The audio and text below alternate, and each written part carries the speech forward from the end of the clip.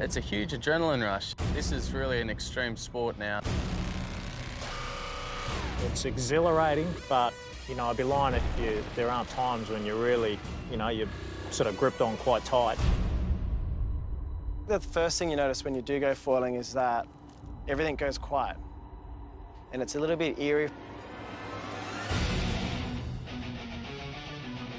Foiling and sailing is where the boat lifts out of the water using a horizontal plane on the centreboard and rudder. With the AC72, you lift the whole hull out of the water, and it's just a lot less drag and a lot faster.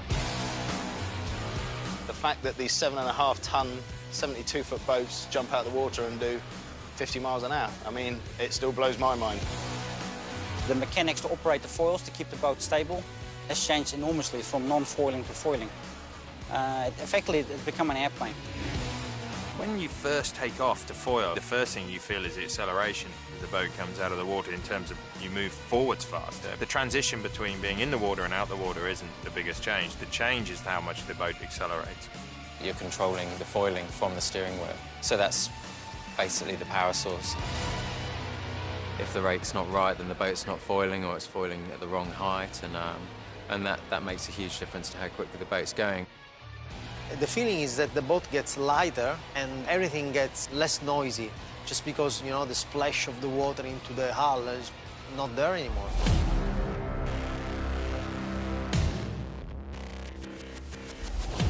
The boat is not as steady as when it's in the water. You are relying on 2-meter square surface instead of a 70-foot long hull. Keep these boats on the foil steadily and then maneuver while you're foiling. Yeah, it takes a huge amount of coordination and good systems to control the foils and wing to get through a jibe or a tack nicely.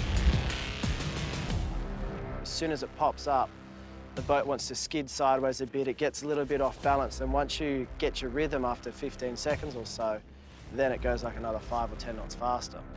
And, that's pretty cool. And there's a lot of design, time and engineering that goes into these boats. The foils that we're flying around on these days are right on the limit of strength, yet weight.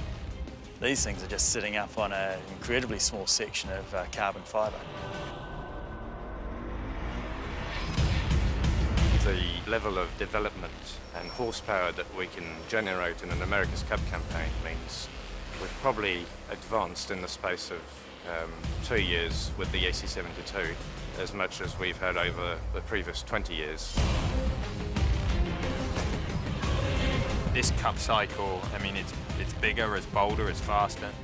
We're regularly up into over the 45-knot barrier. Is that the fastest they're going to go? I don't think so. I don't think we've even started scratching the surface.